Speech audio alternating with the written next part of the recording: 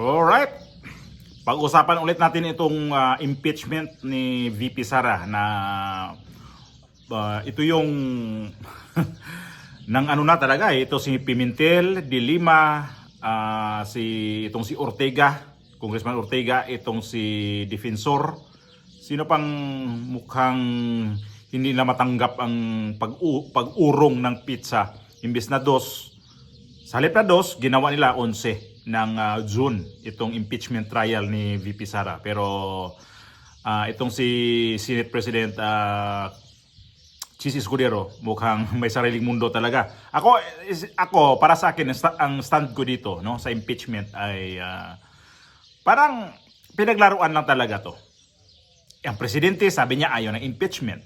Pero sino unang pumirma? Ang kanyang anak. Doon sa pang-apat na impeachment, ha? Tapos sino niloloko nito? Mga taong bayan. At ito na ngayon, ipanibago na naman to ngayon na pangluloko. Di ba yung sa isa kong vlog, sinabi ko nga nito na parang delaying taktika ito ni Chis Escudero. Ito yung balita na ito si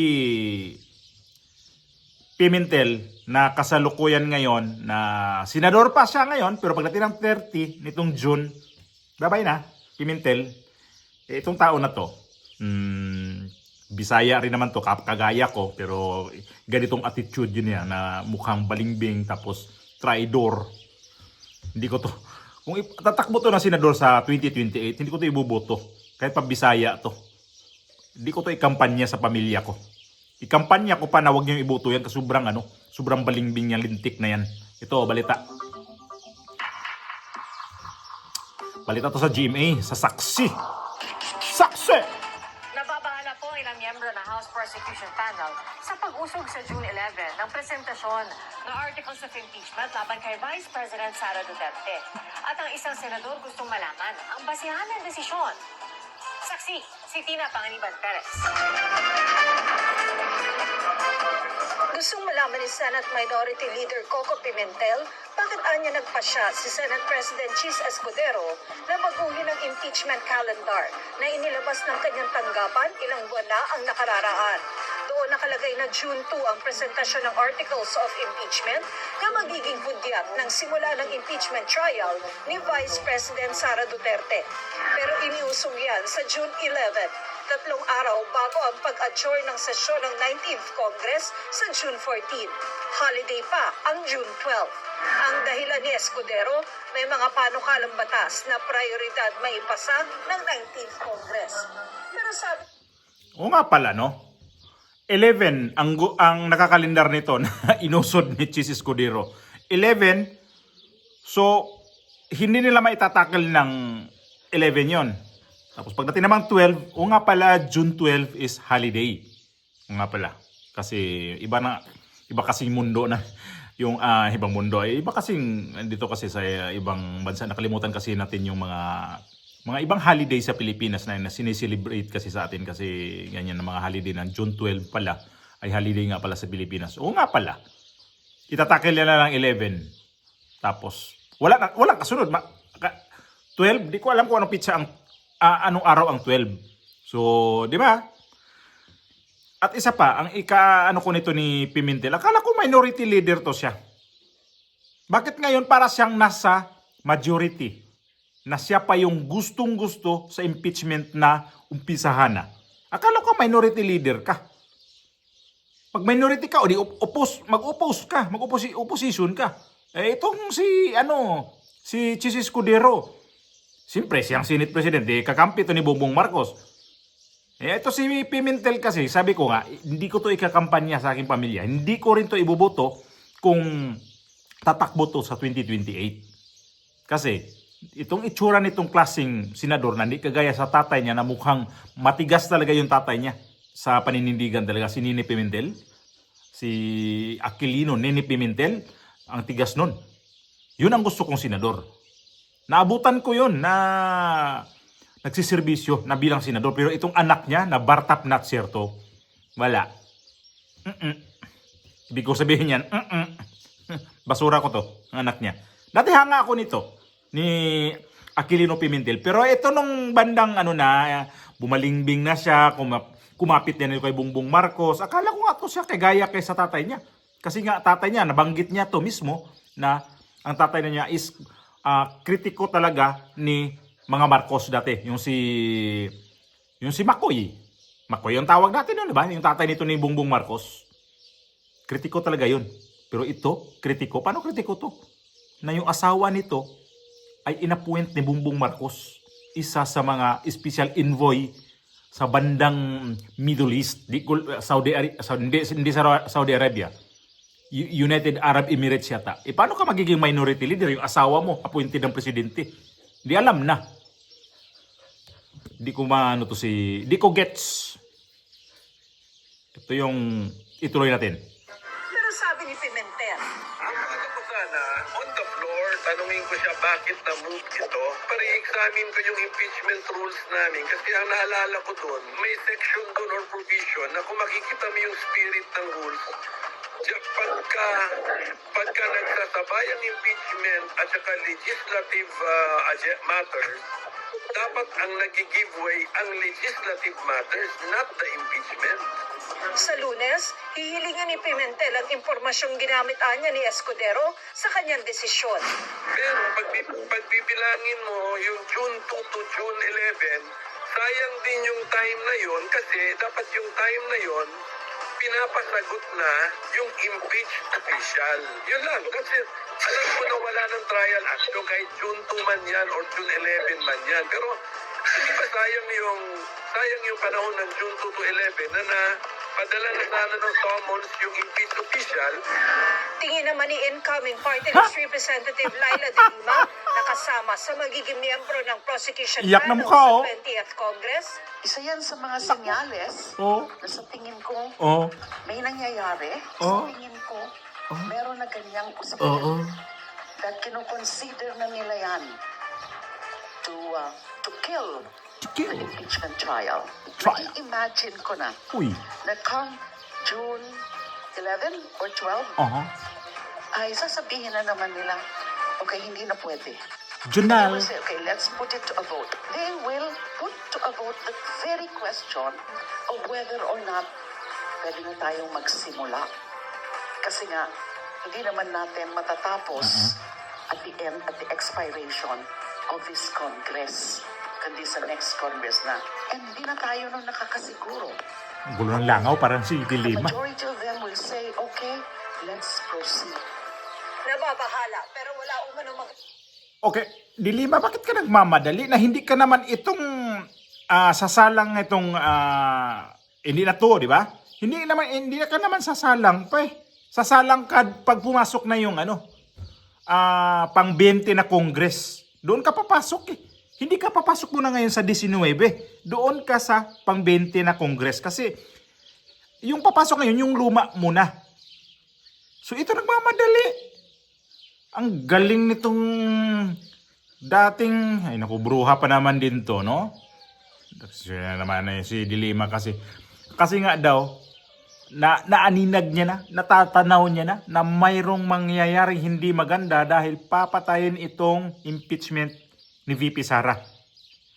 Kahit sino kahit sino nagsabi dyan Kahit mga matitinong abogado dyan wala talaga. Walang patutunguhan talaga to. Nakakasawa lang kasi, puro kasi to impeachment ngayon ang balita. Bago ang eleksyon, impeachment. Pagkatapos ng eleksyon, impeachment. Lalong lumala ang impeachment. At itong impeachment na ngayon nila, walang kasiguraduhan kung talagang ano ang patutunguhan sa dulo nito. Okay, let's proceed. nababahala pero wala umano magagawa ang ilang leader Ito ng pa isa, Kamara. I accept the reason for delay Defensor. of the Senate President. Anyway, what is 1 week? But as for any further delay, it's very bad for democracy. It's not a good reflection of how the Senate wants to proceed with this impeachment trial. May delay. Outro. May cause of delay. Nako. Doon lang tayo may konting apprehension kasi sayang yung oras. Ba't kayo namamadali? A few months ago, a few weeks ago, may naset na tayo na oras, tapos biglang ganito na naman. Para mabuo na ang Senado bilang impeachment court, inirekomenda ng isang impeachment prosecutor na manumpa na ang mga senador bilang Nagmamadali impeachment talaga. court judges pagkabasa ng articles of impeachment sa June 11. Further delay means that the Siya pa rin, Senate defensor pa will din. constitute itself as the impeachment court if we will not hold sessions the following day on June 12 kasi holiday, di ba? Meaning wala pang senador ang makaka-take oath pagtatapos na ang 19th Congress kasi mag-adjourn na kami CEDA. So meaning wala pa ring impeachment court by June 13, June 14 kasi walang nag-take oath on a session day. Nako. Sinisika pa namin makuha ang panig de Escudero. Para sa GMA Integrated News, ako si Tina Panganiban Perez, ang inyong Si Escudero ngayon, no, nasa kanya talaga ang bola. Para sa akin, saan talaga papanig si Escudero itong nangyayari ngayon sa impeachment?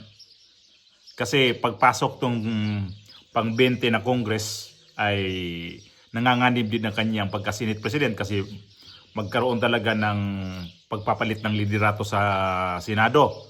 So, ito si Escudero ngayon, ang kanyang iniisip, wala akong pakialam dyan, yung impeachment na yan, ma-delay ng ilang araw yan, 1 linggo o 2 linggo, wala akong pakialam dyan. Kasi kung hindi man, kung papasok man lang ang 20th Congress, ma-retain man ako dito, kung ako pa rin ang Senate President, di fine. Pero pag hindi, fine pa din. Alam nyo kasi, ito nangyari, itong impeachment ngayon.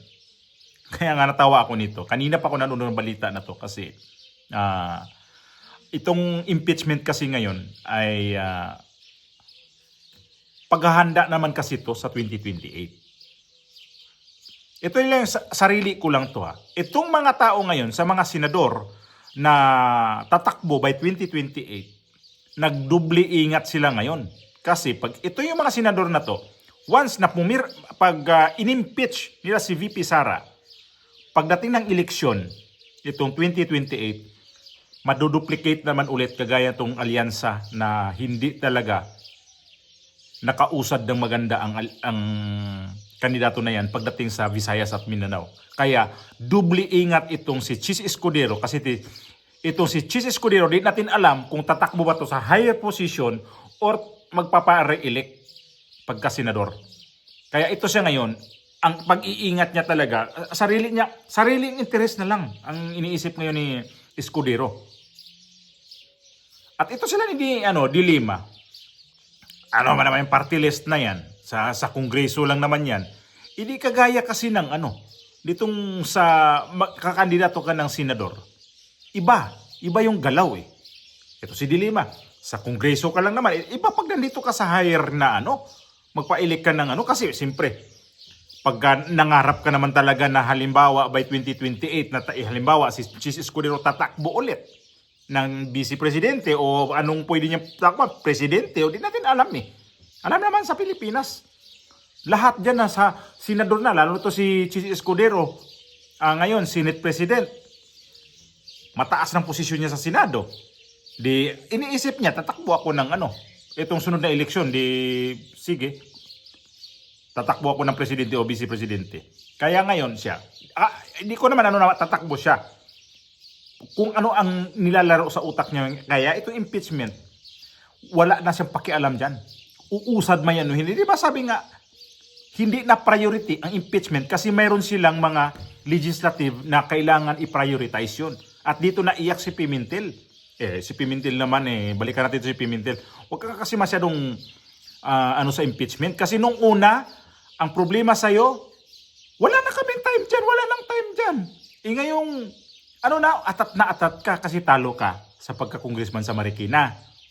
Yan ang napapala mo. Yan na yung gaba mo. Yung gaba mo, hindi pa yan ngayon. Sa sunod eleksyon, may gaba pa rin nag-aantay sa'yo. Kasi, sigurado ako, tatakbo ka na naman pagka-senador.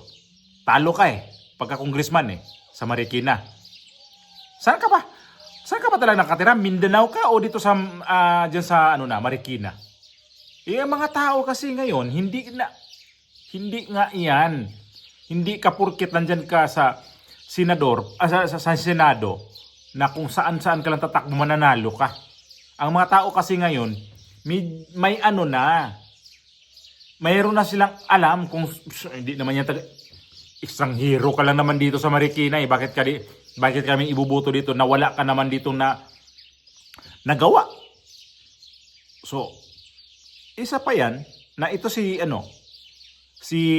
Coco Pimentel, gusto na talaga niya impeachment. Para dito niya naman ilabas ang kanyang kunyari galing sa impeachment kasi nag-aambisyon sa 2028. Ganun lang naman eh. Wala nang iba ngayon ang inaambisyon nito mga to. Malayo pa yung 3 years pa from now. Malayo pa yung 2028. Pero ang iniisip ng mga kandidato ay mga senador dyan, mga ibang politiko dyan, by 2028, lalo na presidente ang pag-uusapan dyan. Presidente ang kandidato dyan. Kaya itong impeachment ni VP Sara, kahit balibalik ta rin pa to, hindi talaga to uusad. Duda na nga si Dilima, duda nga si Drilon dito na hindi talaga to nila paabutin hanggang dulo. Ganun na to. Tayo nga hindi abogado, alam na natin ang galawan nito hindi ako abogado, hindi ako matalino. Ang nakikita ko niyan dito, wala nang dulo nito. Putulin na to. Andiyan yung mga kaalyado ni VP Sara sa mga senador. Paano yan pagdating ng 19th Congress, pagkatapos ng June 30, sabihin ng mag-assume ng sino yung nito na mga senador. O sabihin sa hindi natin ito ituloy. O to sa Korte Suprema. I-endorse nito sa Korte Suprema. Mayroon na to paano kung naman to sa Korte Suprema? Tapos ng laban. Ititigil talaga to kasi antayin pa nila yung Korte Suprema kung anong desisyon nito. So nagsayang lang talaga kayo ng oras, nagsayang lang kayo ng pera. Tapos itong House of Representatives kumuha pa ng spokesperson na kagaya rin ni Claire Caso, anak ni Bini Abante. Ay nako, Pweh! Ay naman nagsayang ng pera tong gobyerno na to talaga Ang laki-laking ginastos nitong gobyerno na to. Nakita nyo ba yung magkano ang inutang ng gobyerno na naman ngayon? Ang laki. Diyos por santo, Diyos mio. Itong gobyerno na 3 taon pa lang nanunungkulan pero grabe ang utang. Tapos magko-comment ang iba, hindi nila alam kung anong galaw ni Bongbong Marcos. Ang laki ng utang sa Pilipinas, Kung saan na lang nangungutang ang Pilipinas ngayon. Wala tayong pandemic. Nung panahon nga ng pandemic, tumaas ang utang natin noon dahil doon sa pandemic na ginawa yung pera na yon ni Tatay Digong, ginawang ayuda. Yun naman may reasonable yun. Ito, reasonable ba ngayon? Na yung mga trabaho, bigyan pa ng ayuda? Anak ng tungaw naman, Karamba naman tong gobyerno talaga na to ni Bongbong Marcos, Diyos ko. Diyos mio naman to si Bongbong Marcos niya. Tapos itong mga senador, itong mga congressman yun, atat sa impeachment. Paano kaya atat sa impeachment na yan? Impeachment. Nabulol na naman ako So walang mangyayari dyan. Kaya, gagawin nyo lang yan dyan sa impeachment na yan. Na natunugan nyo na papatayin na lang yung impeachment na yan. Tuluyan nyo yung papatayin niya kasi wala talagang mangyayari. Dapat nga ngayon, umpisa na kayo maggawa ng batas, magawa na kayo ng kung anong pwedeng ikaunlad sa bansa, hindi yung impeachment ang pinaghandaan ito. Lintik na yan.